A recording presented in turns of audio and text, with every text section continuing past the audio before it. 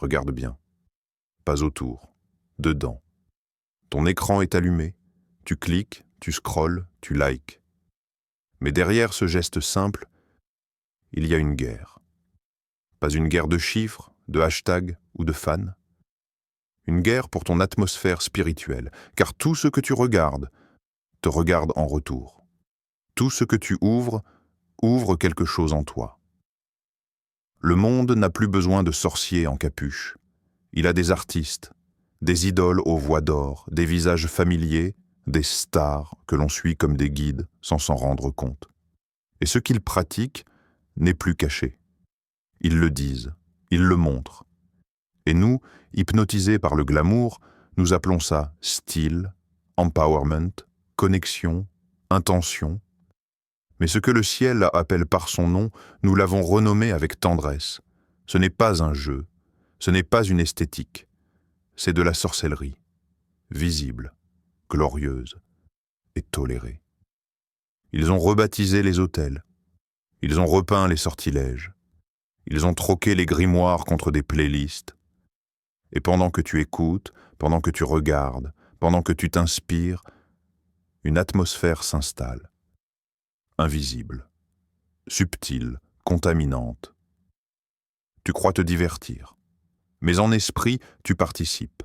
Voici 6 noms, 6 visages, 6 voix qui percent notre époque comme des aiguilles. Mais ce que tu vas entendre n'est pas une attaque contre elles, c'est un dévoilement, un cri d'alerte dans une époque endormie. As-tu déjà demandé ce qui entrait chez toi lorsque tu laissais la porte du divertissement ouverte? As-tu déjà prié avant d'appuyer sur play? Ce n'est pas de la paranoïa, c'est de la vigilance spirituelle. Et ce que tu vas voir maintenant pourrait changer la manière dont tu regardes tout. 1. Le verre d'encre. Elle fermait les yeux et elle sentait. Pas l'air, pas le froid. Elle sentait autre chose, quelque chose d'immatériel, mais dense, un peu comme du brouillard enfermé dans un verre noir rempli d'encre. Raven n'a jamais caché ça. Elle disait que c'était un don, une sensibilité, une communion. Elle l'appelait percevoir les énergies, des vibrations, des présences, des guides. Elle en parlait avec un sourire tranquille, comme si elle avait pris un ascenseur invisible que nous, les autres, n'avions pas trouvé. Mais ce qu'elle a bu dans ce verre d'encre n'était pas de l'eau. Les enfants de l'écran la connaissent. Icône de leur enfance, figure rassurante, et pourtant, derrière l'icône, il y avait un autel invisible. Elle disait « Je ressens des choses, je reçois des signes. Parfois, je les entends, parfois, je les vois. » Elle parlait de guides spirituels, de présences silencieuses, de forces alignées à l'univers. Elle méditait, elle se concentrait, et quelque chose répondait. Mais qui répond quand ce n'est pas Dieu qui appelle? Imagine une pièce blanche, vide. Au centre, une table. Sur la table, un jeu de cartes. À peine touché. Derrière toi, un murmure. Tu te retournes. Il n'y a rien. C'est comme ça que commencent les connexions alternatives. Pas de bougie, pas de pentagramme, juste une pensée, puis une réponse, une intuition, puis une manifestation. Et le cœur s'habitue à cette voix étrangère comme on s'habitue à une drogue douce. Elle ne brûle pas, elle caresse. Mais chaque caresse est un pacte. Deutéronome 18 est limpide. Il ne murmure pas, il crie. Qu'on ne trouve chez toi personne qui pratique la divination, l'astrologie, la sorcellerie, les incantations, l'évocation des esprits, ou qui interroge les morts. Ce n'est pas une mise en garde morale, c'est une alerte de guerre, car ces perceptions, ces guides, ces flux, ces sensations ne sont pas neutres. Dans l'invisible, chaque voix a une origine. Si ce n'est pas le Saint-Esprit, alors ce n'est pas neutre. C'est déguisé. Et l'ennemi ne porte jamais ses vraies couleurs au premier regard. Il ne crie pas « Je suis le diable ». Il murmure « Je suis ton allié ». Il ne te pousse pas, il suggère. Il ne frappe pas à la porte, il attire ta main vers la poignée. Et si tu l'ouvres, il entre légalement. Elle dit qu'elle n'a pas de religion, qu'elle est alignée avec le cosmos. Elle mélange la spiritualité au New Age. Elle parle d'intuition, de sixième sens, de protection vibratoire. Mais ce langage doux cache une brèche ouverte, un portail non filtré. Ce que le monde appelle connexion intérieure, la parole l'appelle profanation de l'âme. Tout ce qui est spirituel n'est pas saint. Tout ce qui touche l'invisible n'est pas lumière. Et tout ce qui brille dans l'ombre n'est pas un don. Il y a des dons qui enferment. Il y a des capacités qui ne viennent pas du ciel. Des voix qui savent imiter l'esprit, mais qui ne savent pas porter la croix. Ces présences, ces guides, ces sensations, elles ne viennent pas pour te conseiller, elles viennent pour te posséder.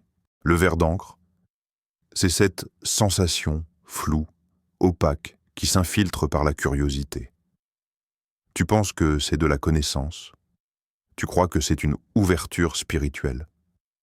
Mais en réalité, c'est un contrat invisible. Une autorisation légale que ton esprit accorde à une entité que tu ne connais pas. Et une fois le pacte fait, il ne se voit pas dans le miroir. Mais il s'entend dans ton silence. Il résonne quand tu veux prier, mais que la voix ne sort plus. Il apparaît quand tu dors et que le sommeil devient lourd, étouffant, chargé. On t'a dit que c'était un don, mais ce n'est pas un don. C'est un prêt à taux éternel, avec des intérêts en paix, en vérité, en joie. L'ennemi ne te demande pas ton adoration immédiate. Il veut seulement que tu tolères l'ouverture. Il te donnera des frissons, des images, des réponses. Mais au fil du temps, il te volera la voix, puis la foi, puis la volonté. 2. Le sang et le sucre. Il y avait une salle, des rideaux rouges, une odeur étrange, quelque chose entre le musc, la cire et le métal. Elle se tenait debout, les yeux fermés, devant une assiette noire, et dans l'assiette, il y avait le sang. Ceci n'est pas une légende urbaine. On ne parle pas ici d'un film d'horreur, d'un décor de tournage ou d'un clip stylisé. On parle d'un témoignage réel, documenté, affirmé sous serment. Le récit d'un homme qui dit avoir vu sa femme, une star planétaire, plongée dans un rituel, Santeria. Une religion syncrétique, ancêtre, esprit, offrande et sacrifice. Pas symbolique, pas métaphorique, réel, des corps d'animaux, leurs gémissements étouffés, leur sang versé dans un bol, présenté comme une offrande, tout ça dans une maison ensoleillée au cœur de Hollywood, sous un sourire de célébrité. Derrière les photos, les tapis rouges, les refrains entraînants, tu croyais regarder un show. Tu observais un hôtel, l'homme l'a vu. Il a dit qu'il ne comprenait pas.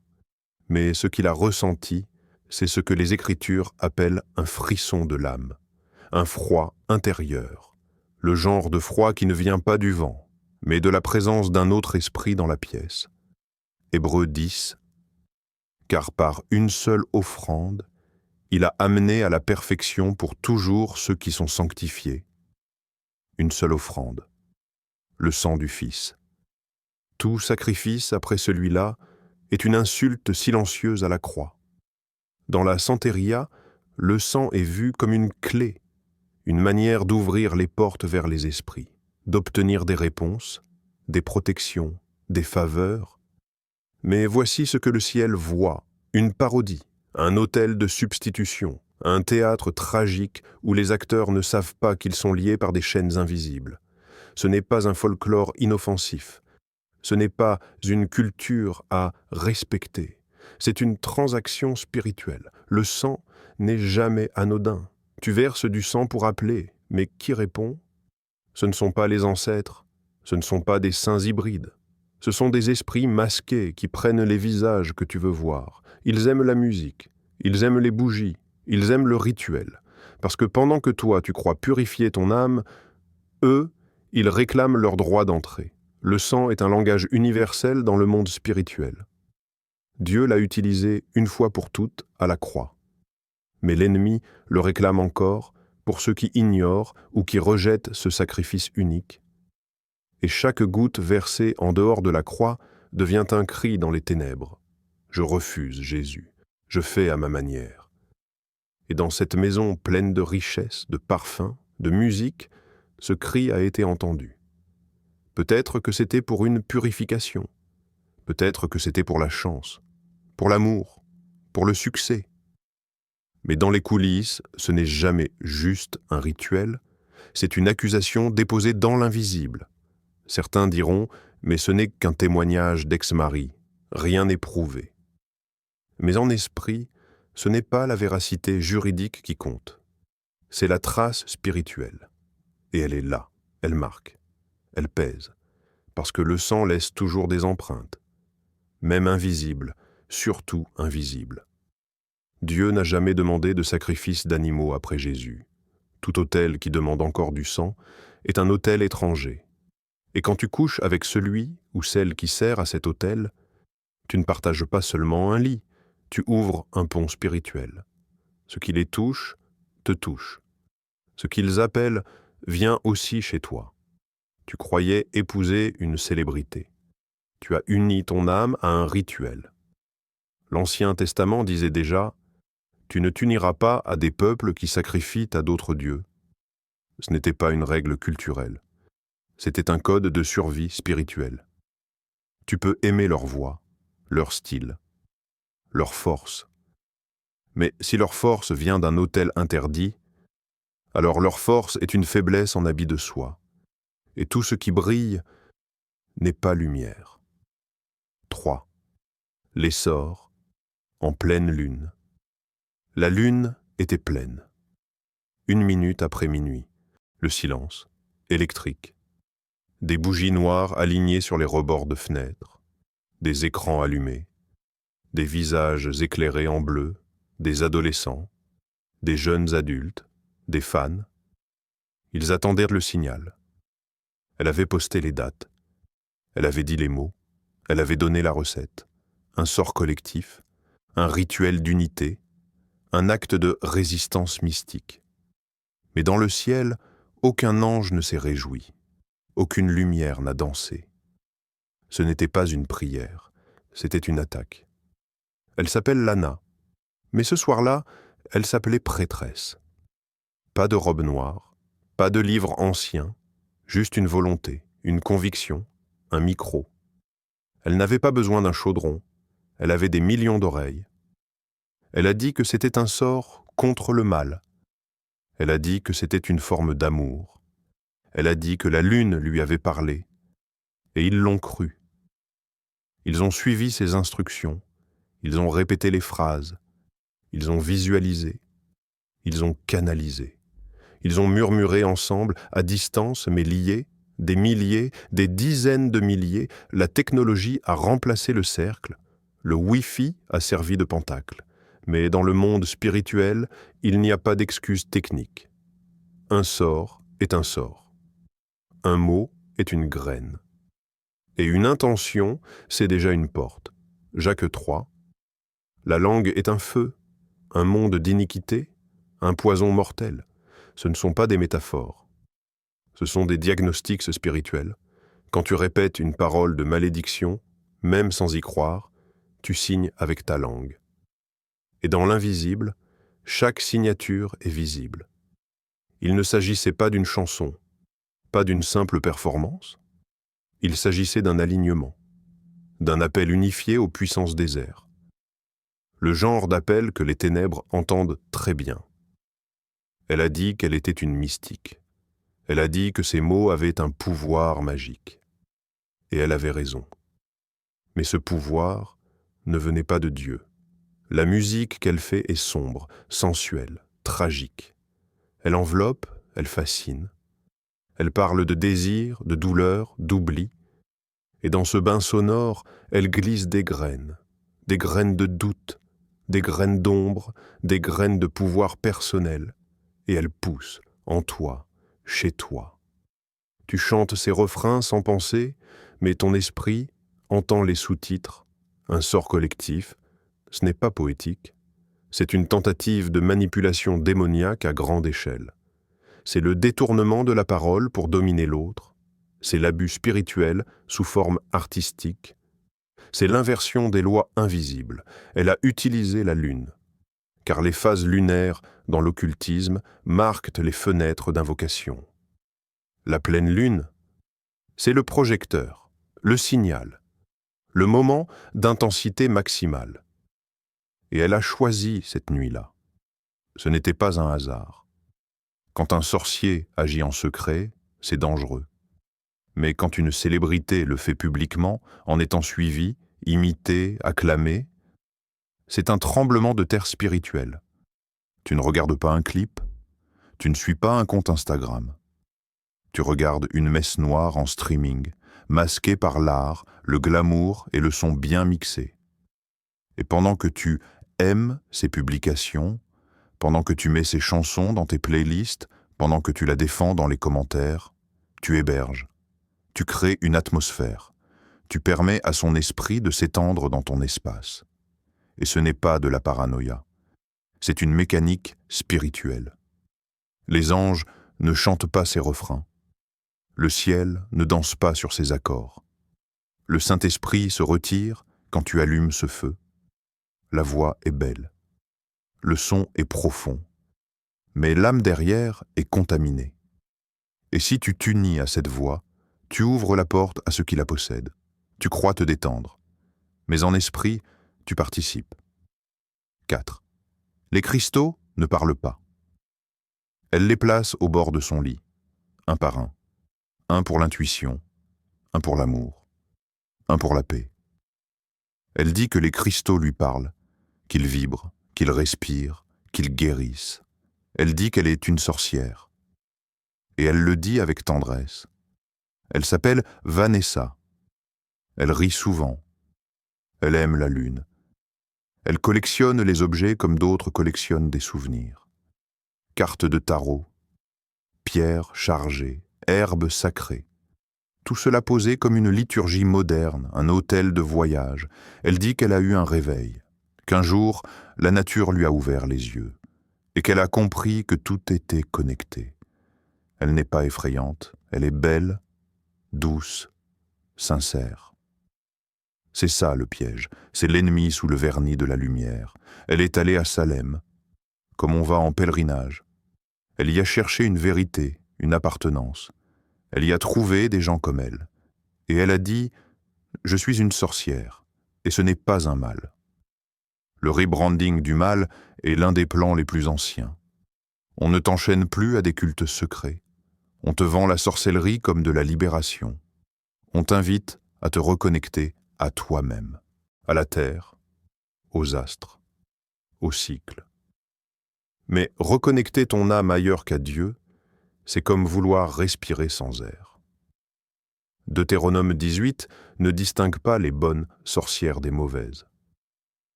La Bible ne parle pas de pratiques lumineuses ou sombres. Elle parle de toute forme de communication avec les esprits comme d'une rébellion ouverte. Parce qu'il n'y a pas de neutralité spirituelle. Les cristaux sont des pierres. Ils n'ont pas d'âme. Ils n'ont pas de voix. Ils n'ont pas de pouvoir. Mais les esprits savent habiter les symboles. Ils savent occuper ce que l'homme charge de foi. Et quand tu crois que le pouvoir vient d'un objet, tu donnes à cet objet une autorité qu'il ne devrait pas avoir. Et l'esprit qui rôde autour entre. Elle dit qu'elle ressent des présences. Depuis l'enfance, des voix, des contacts, des visages qu'elle seule perçoit. Elle dit que c'est un don. Mais ce n'est pas un don. C'est un héritage empoisonné. La nature n'est pas Dieu. La lune n'est pas mère. Les pierres ne guérissent pas. L'univers est création, pas créateur. L'Esprit Saint est une personne, pas une énergie, pas une fréquence, pas une vibration. Il ne se canalise pas, il ne se manipule pas, il se reçoit dans l'humilité. Les cartes de tarot ne te parlent pas, elles exposent de ton esprit à des esprits menteurs, des imitateurs de lumière, des simulateurs de vérité. Ils diront ce que tu veux entendre jusqu'à ce que tu sois lié. On dit que ce n'est pas grave, que ce n'est pas satanique, que c'est ancestral, naturel, intuitif, Mais ce n'est pas parce qu'un poison est lent qu'il n'est pas mortel. Chaque cristal que tu poses avec foi devient un symbole de transfert spirituel. Pas parce que le cristal est mauvais, mais parce que tu y places ta confiance. Et là où il y a confiance sans Dieu, il y a idolâtrie. Tu veux être en paix? Alors rejette les objets. Tu veux ressentir la puissance? Alors reçois l'esprit. Tu veux entendre une voix?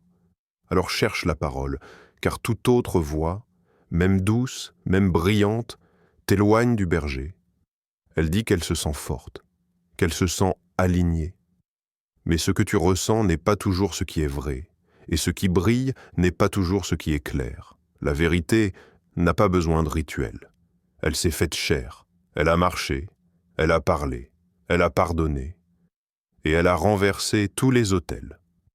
5. Les vibrations du mensonge. Énergie positive.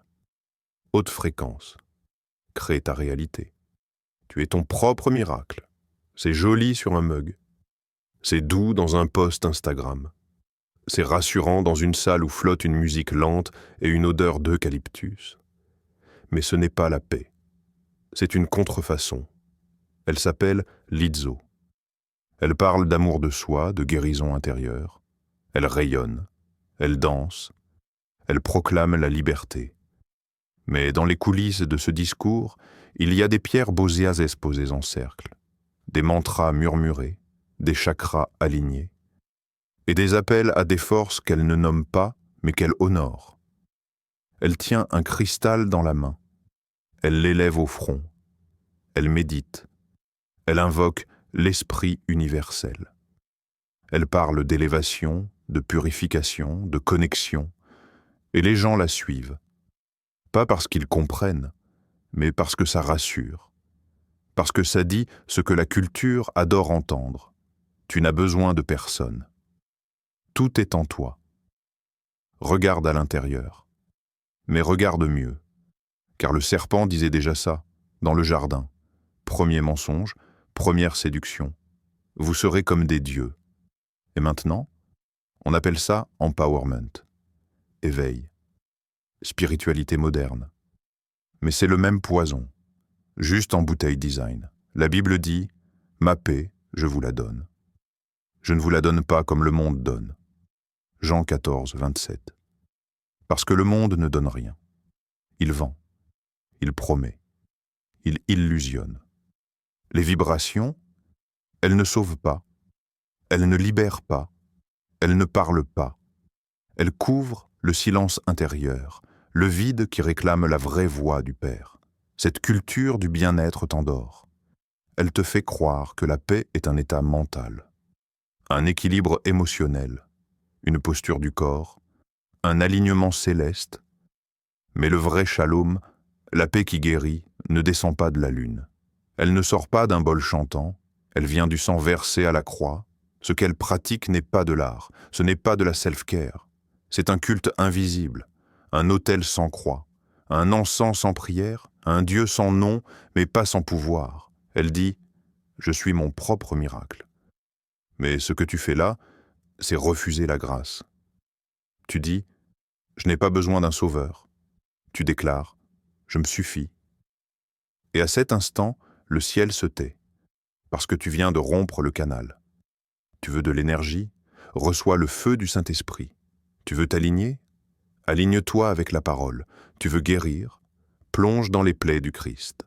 Mais si tu restes là, à suivre les ondes, les mantras, les vibrations, alors tu n'entendras plus jamais la voix. Les sons autour de toi vont s'amplifier, les émotions, les sens, les ressentis. Tu penseras que tu avances, mais tu tournes en rond. Et pendant ce temps, les esprits dansent autour de ton âme. Ils ne crient pas, ils chantent, ils t'applaudissent pendant ta séance de méditation, ils te bénissent dans ton éveil intérieur, parce qu'ils savent que tu es presque lié. Le nouvel âge, ce n'est pas une alternative douce au christianisme. C'est un piège propre. C'est une herbe verte qui pousse au bord d'un précipice. Et pendant que tu fermes les yeux pour respirer, tu t'approches de l'abîme, un pas après l'autre. Tu dis « Je veux la paix ».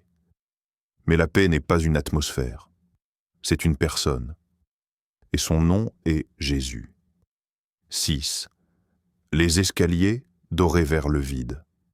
Elle ne voulait plus entrer dans une église. Elle avait trop entendu de phrases froides, trop vu de regards durs.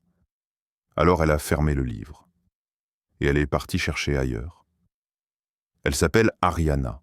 Elle chantait des hymnes pop, des refrains qui traversaient beau les ondes comme des flèches sucrées. Elle brillait. Elle pleurait. Elle criait vers le ciel avec une voix d'or. Mais à l'intérieur, une faille. Une question sans réponse. Un vide après l'autel. Elle a été blessée. Par des dogmes mal expliqués. Par des visages pieux mais sans compassion. Par une église peut-être trop dure ou pas assez douce. Alors elle avait quitté la table. Mais elle avait toujours faim. C'est là que le piège s'est ouvert. Non pas avec du feu, mais avec du savoir. Des symboles, des lettres anciennes, des secrets, des promesses d'élévation. Elle a ouvert un autre livre, celui du Kabbale. On lui a dit « Ici, tu trouveras des mystères, des vérités oubliées, des clés de l'univers. » Elle a lu, elle a médité, elle a vu des schémas, des codes, des mots hébreux qui vibraient sur la page, elle pensait s'élever. Mais en réalité, elle descendait un escalier d'or vers le vide, car ce que le monde appelle mystique, Dieu l'appelle labyrinthe. Un labyrinthe de pensées qui brille, mais qui ne mène nulle part. Colossiens 2.8. Prenez garde que personne ne fasse de vous sa proie par la philosophie et par une vaine tromperie, s'appuyant sur la tradition des hommes, sur les principes élémentaires du monde, et non sur Christ. La blessure de l'Église ne justifie pas l'adultère spirituel. Et pourtant, c'est ce que vivent des milliers. Rejetés par des bancs trop rigides, ils cherchent des autels plus doux et ils tombent dans des temples sans sauveur. Le Kabbale n'est pas un jeu. C'est un système profond, précis, séduisant. Un escalier en colimaçon qui te donne l'illusion d'ascension. Mais tu tournes. Encore, encore, encore. Et le sommet n'existe pas, parce que ce sommet, c'est une absence. Elle voulait guérir, elle voulait comprendre. Elle voulait que la foi ait enfin du sens. Mais elle s'est attachée à une carte sans boussole, à une voix sans visage, à une spiritualité sans croix. Elle cite parfois des versets, elle parle encore de Dieu, mais ce Dieu-là est devenu flou, sans visage, sans chair, juste une énergie, un principe, un symbole. Le vrai Dieu s'est fait homme. Il n'a pas codé un système, il a versé du sang. Il a parlé avec des larmes, il a pardonné sur une croix, pas dans un cercle ésotérique. Ariana est le miroir de notre génération, blessée par la religion, séduite par la complexité, fascinée par les escaliers dorés. Mais les escaliers dorés ne montent pas tous vers la lumière. Les systèmes mystiques sont des filets, ils t'enveloppent de beauté, d'ordre, de précision. Mais ils ne te libèrent pas, ils te gardent occupé. Et plus tu lis, plus tu t'éloignes. Tu veux comprendre Dieu, sans lui parler. Tu veux atteindre le ciel, sans passer par la croix. Jésus a dit, « Je suis le chemin, la vérité et la vie. Nul ne vient au Père que par moi. » Jean 14,6. Pas par les symboles, pas par la Kabbale, pas par les anciens mystères, par lui seul. Mais le monde n'aime pas cette simplicité. Il veut des codes, des degrés, des niveaux, des initiations, et pendant qu'il cherche le secret, il oublie la personne. Le danger aujourd'hui, ce n'est pas l'ombre brute, c'est la lumière qui s'écarte lentement du centre. Elle voulait voir clair, mais elle a choisi un verre teinté d'or. Et maintenant, elle regarde le monde à travers un prisme déformé, où Jésus est une option parmi d'autres. Un sage, un symbole, pas un sauveur. Et toi, à quel escalier es-tu en train de monter? Maintenant que tu sais, écoute le silence. Écoute-le vraiment, dans ta maison, dans ton téléphone, dans ton esprit. Ce que tu entends, c'est l'écho des choix. Tu croyais qu'il s'agissait de musique, de style, d'expression artistique. Mais chaque son, chaque objet, chaque atmosphère est une graine spirituelle. Et ce que tu laisses pousser finira par te dominer. Le Saint-Esprit n'habite pas n'importe où. Il ne cohabite pas avec les autels rivaux. Il ne se partage pas avec l'encens des autres dieux. Et chaque objet chez toi, chaque chanson que tu tolères, chaque vibe que tu chéris, a un poids spirituel. Certaines choses doivent être jetées, d'autres brûlées, d'autres encore confessées. Car si tu veux que la lumière remplisse ta maison, tu dois chasser ce qui l'éteint. Il est temps de redevenir gardien de la porte, non par peur, mais par sainteté, non par panique, mais par discernement. Tu n'es pas une victime passive, tu es un enfant du royaume. Tu as autorité, discernement, force, et ta maison doit devenir un autel, pas un champ de bataille. Car la nuit est noire, mais ceux qui brillent vraiment ne se vendent pas à l'ombre.